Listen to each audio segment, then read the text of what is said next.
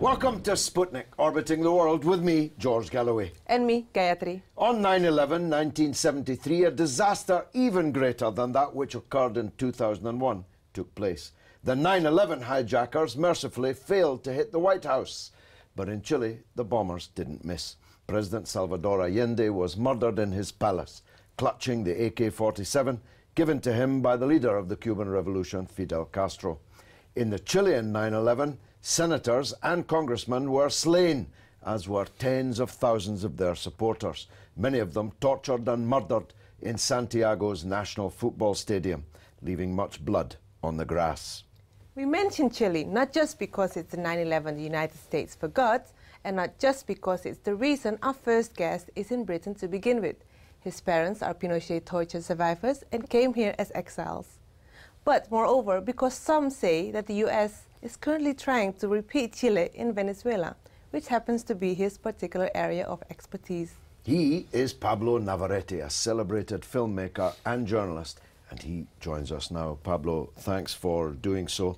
You've got a movie coming out soon, the hip-hop revolution. That's certain to pack them in. I'm not sure if I'm a hip-hop sort of guy, but I'm certainly up for revolution. Tell us about the film. Hip Hop Revolution is a documentary that looks at a trip that I took with Loki, a quite celebrated political rapper. After making a first film about Venezuela, which was a general look at the 10 years of the Chavez government, trying to address some of the inadequacies, the misrepresentations of the mainstream media. That one is called Inside Revolution. That's called Inside the Revolution. That came out in 2009. And I've made a feature on Colombia, but I always wanted to go back and look at this particular collective of hip-hop revolutionaries, activists, who used hip-hop as a means to inspire people in their neighbourhood to talk politics, to educate. So this film is a trip with Loki and Jodie McIntyre, a young activist. We know him well too. And we went to Venezuela and spent some time there.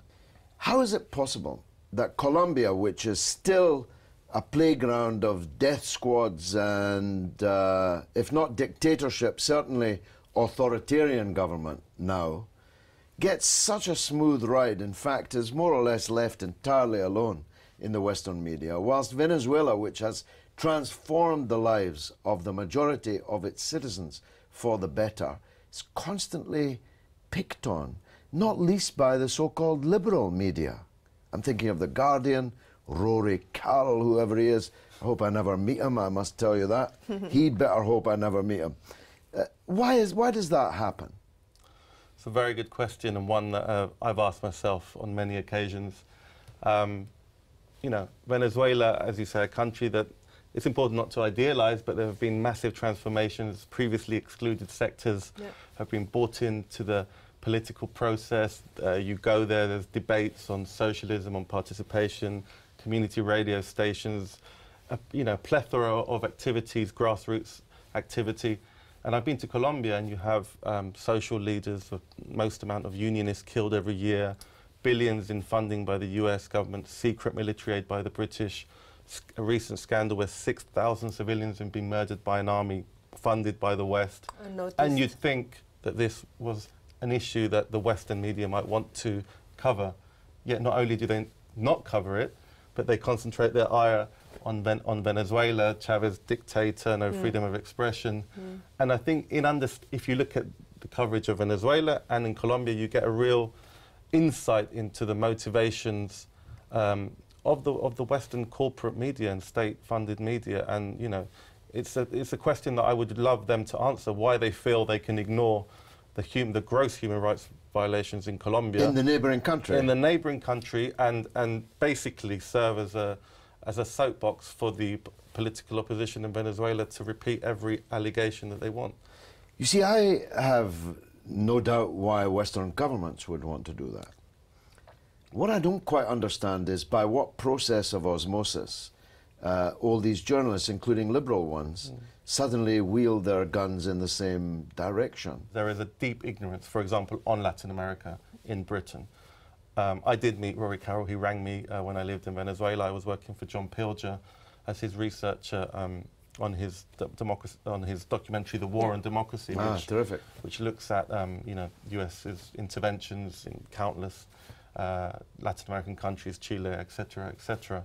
And he rang me because he wanted help with contacts. And, you know, he was someone that obviously he didn't speak Spanish, which I did find very shocking, I guess. He didn't know anything about Latin America. And I, perhaps rather naively, was a bit surprised by all this, thinking, you know, The Guardian, a very established newspaper, would send someone who didn't speak Spanish and didn't really know anything about Latin America. He's British. To be their first Latin America correspondent in 25 years. With the last probably one followed the ancient rule of merely speaking louder in English when speaking to foreigners. Now, let's talk about your life for a minute. I'm fascinated by it because Chile was something extremely important to me. I followed every day of the crisis that led to the overthrow of Allende and the massacres and so on afterwards. Here you are speaking to us in an English accent, but still your heart is in Latin America.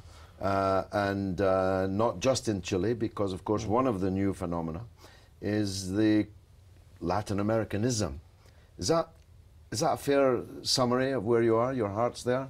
I think a large part of my heart feels Latin American rather than Chilean. You know, I've only been to Chile 4 times. My parents were banned from going until democracy formally returned in 1990. I've spent a lot of time in Venezuela. I've travelled to Colombia. I've travelled to pretty much all the countries in Latin America. And certainly I do feel a connection with this new wave of pan-Latin Americanism that has swept the continent, of which Hugo Chavez played such a key role in serving as a catalyst for. And actually, when we were filming Hip Hop Revolution, it was also the founding meeting of CELAC, the new regional body. The first time ever that the region has come together to have a regional body, Latin America and the Caribbean, except the US and Canada.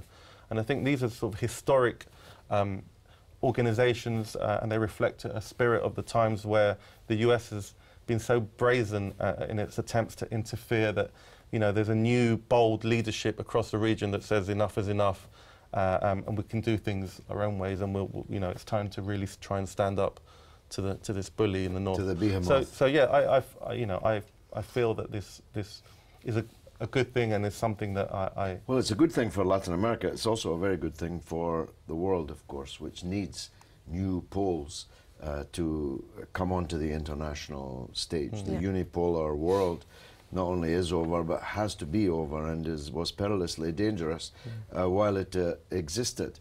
But central to that pan-Latin Americanism was, of course, the larger-than-life figure of Hugo Chavez. May God have mercy upon him.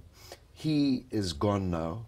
To what extent is the process thus endangered, on the principle that there are not 2 Hugo Chavezes, neither in Venezuela nor in the world?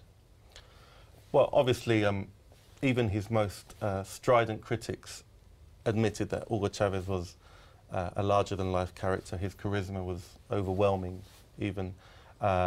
And, you know, they hated him, but they also feared him because of of what you know, how charismatic he was. And obviously there are no 2 Hugo Chavezes, but I think, again, what I wanted to do with the first film was to depersonalize everything, because here it's the obsession about the individual. And I think that is done on purpose, actually, because it serves to... Makes it fragile. It makes it all about the individual. It personalizes the process. These are historic processes in Latin America that have been, you know, drowned in blood by the US on numerous occasions. But that, you know, people's desire for freedom, this is what one of the Venezuelan, a friend and a community activist who I interviewed for my first film, said, all we want is to be free. And, you know, he summarized what it was that they were about. And I asked him to summarize what had been achieved in 10 years. And he said, consciousness and inclusion. So, you know, so much has been done. Yes, there are lots of challenges, especially now in Venezuela again with the new renewed sort of fascist onslaught that there is to remove the government, again supported by the US. It is an attempt to replicate Chile 9/11, 1973. Of course, I mean, yeah, and Chile was an attempt to replicate Guatemala, and Guatemala was an attempt to replicate previous governments that went in Latin America before that, because unfortunately the US does not want to allow governments who want to be independent to pursue policies that benefit the broad majorities because of whatever their corporate, allies who put pressure on them. But, Nixon said we will make the economy scream. And just on Saturday, I was in Manchester showing some films at this wonderful miners' centre, and we watched The Battle of Chile, an incredible documentary trilogy by Patricio Guzman, a very celebrated Chilean director. And watching it again and seeing the shortages, how food shortages were done, political strikes, the CIA-funded strikes. Yeah. You look at Venezuela, and it's the parallels are striking. The replica, right down to the lack of toilet paper. Exactly. And in Chile, the day after the coup, all this so-called the food, the shortages just all appeared again. Yeah. And when I lived in Venezuela, middle-class area, I went, and the businessmen were turning food away. We don't want goods in this. They wanted to create the conditions so that people would feel uneasy. The psychological issue in Chile before the coup, they were saying, remember Jakarta, they were writing, trying to scare people about Indonesia. In Venezuela, they were telling, when I was there, they were telling children at universities that they would have to go to Cuba, forced to study in Cuba. So that, they use a range of tactics. Yeah. But literally manufacturing the fear. Fear, yes. Yeah, but I think, the positive thing is that it looks like in Venezuela that the process will continue, and it's a testament to the fact that it's not just about one man, it's about ordinary people, hip-hop activists, community workers, old ladies who have, as I say, consciousness and inclusion, and feel that they have something that's worth defending. I'm going to get practice. Is it dance? Is hip-hop dancing or just listening? Hip-hop, no, you can just listen. You can listen, but you don't have to dance. You don't have to dance. All right, I'll practice. Hip-hop revolution. Make a date.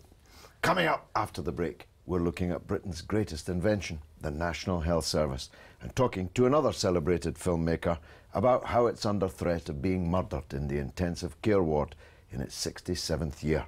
We'll be right back.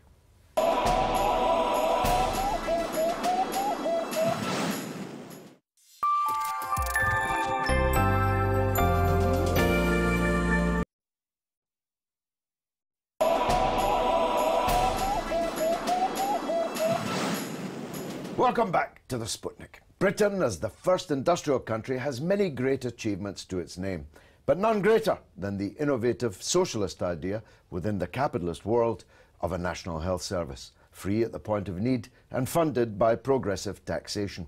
We've all had cause to be grateful for it, and with a wife in the late stages of pregnancy, Gayatri and me have all our hopes pinned on it. But it's in dire danger of being strangled by underfunding and creeping, remorseless privatisation. Our next guest is making the crowd-funded documentary film Sell-Off, which charts the conspiracy to murder the National Health Service. His name is Peter Bach, and I'm glad to say he joins us now. Peter, I suppose people like me could be accused of crying wolf on this subject. I've been talking about the remorseless creeping privatisation of the NHS since the 1980s. Am I exaggerating when I say it's in danger of being strangled to death? Well, I think the National Health Service that existed when you were, I think it was 10 when you joined the Labour Party, was a robust, very much loved, as I think it still is today, institution, and now it's unrecognisable. I don't know how it's been done so stealthily. I don't know how it is that the public have missed this trick. But essentially what we have now is an NHS that has technically been abolished. Tell me why. Well, or how, rather. Well, the responsibility, and again, you must remember, from my point of view, I've learned all this in the course of making a film, but the responsibility that was always held by the Secretary of State for Health was the nation's health. Mm-hmm. And somewhere... Nye Bevan, the founder, said if a bedpan falls in Bedvelte in the South Wales valleys, yes, its echo will be heard in the chamber of the House of Commons because the minister will have to answer for it. Well, its echo is being heard by me every time I think about the subject, but I'm amazed how little the echo seems to have resounded in the ears of so many others. But going back to the state of the health service, the Secretary of State for Health, his responsibility, her responsibility, was always the nation's health, and that has been removed. Or, as the public interest lawyer Peter Roderick says in the film, it's been untethered in his wonderful Welsh tones. And this is the scary thing. There is no longer a responsibility. There are people afoot trying to reverse this, people like Professor Alison Pollock. Yes, she's a very great expert. Yeah. Exactly, and she features in the film and is a great help to me and therefore the public, because, as I've just said, my ignorance really led my confidence to go through the film. If I had approached it as an expert, I think you would have seen a weak, rather pompous film. So how did you come across this topic? Well, it was a very personal story, and in so much as I think the personal is always better.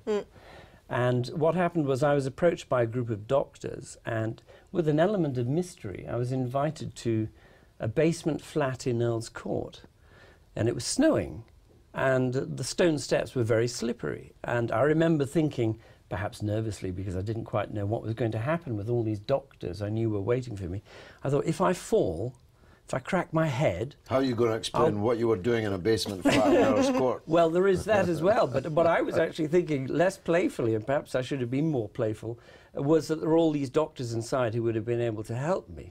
But in fact, they didn't really help me, because what they did was they shocked me. And they told me, like desperate people, what was happening to something I had never given the time of day to. And they were highly seasoned doctors, time-honoured practitioners, great people who believed strongly in the essential egalitarianism of the concept, let alone the practicalities of the medical knowledge they had. And they were broken, some of them. And they looked at me as somebody who they knew was a one-person kind of filmmaker who didn't come with the cumbersome, you know, politics of a broadcasting company, necessarily different, obviously, than from how you were going about it. And they had the savviness to know that perhaps if I could find a way of telling that story, it might be a useful means of trying to get across to people what they felt is not getting across. And I believe that is because of mainstream media. And I have one of my 10 chapters, which is why media and mainstream media has let down the public in this story. Why would politicians seek to abolish what is overwhelmingly regarded in the country as our finest achievement, the jewel in our crown? And especially at a time when in the United States, albeit very piecemeal, Obama is trying to move in the direction we used to be in.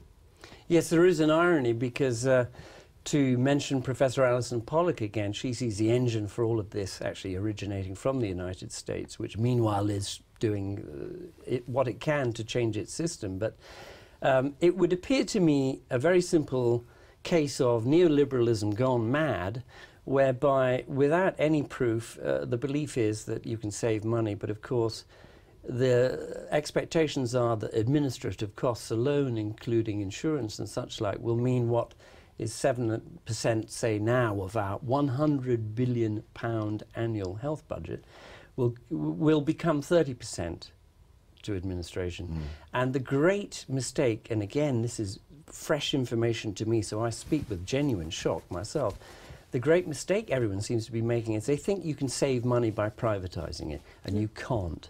And I'm sure, you know, from your point of view, this is one of those well-worn arguments that you're aware of. Well, I was there, Peter, at the beginning, when Mrs. Thatcher came to power, knowing the price of everything and the value of nothing. We defended the National Health Service in terms of its values. But actually, looking back on it, we could equally have defended the National Health Service in terms of its price.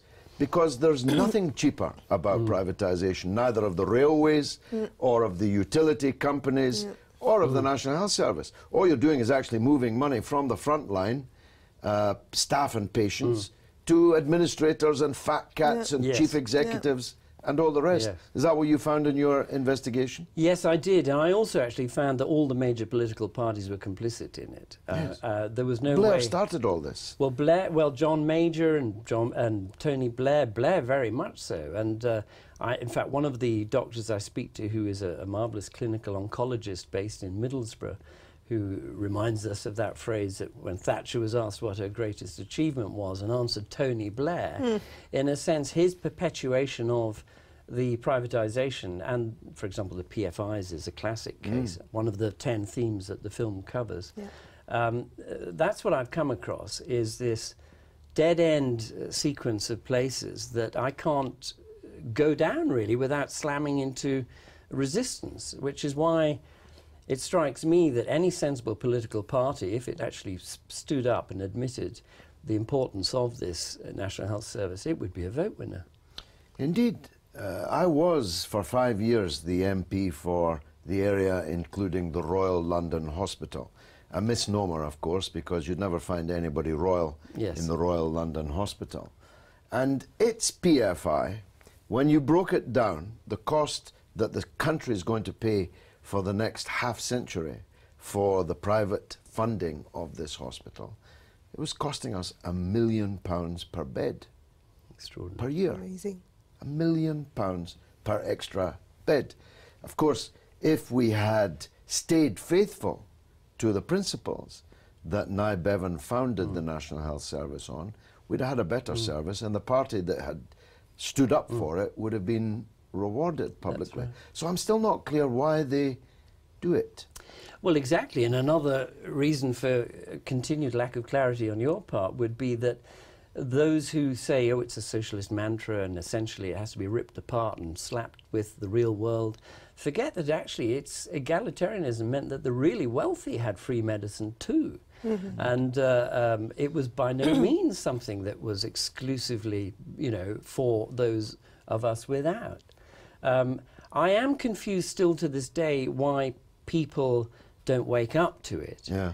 But well, maybe your film will be a big wake-up call. Well, I hope so. I do hope so. What it does do is it makes itself aware of the fact that any documentaries we're seeing presently, some of them very well made about medicine, are single issues and perhaps half an hour long. And my film does attempt to tell the whole story, because I think there are 10 central planks all surrounding this abolition, dismantlement, whatever we wish to call it.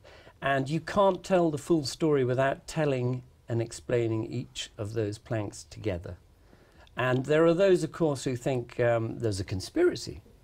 And the management consultants, all sorts of people are standing to benefit so much because, as I have somebody explaining... Well, it's big business, Peter, yeah. And the American market is saturated. If you get 7% or 17% of £100 billion pounds, that's really big money. That's big business. Very big money. I mean, that's...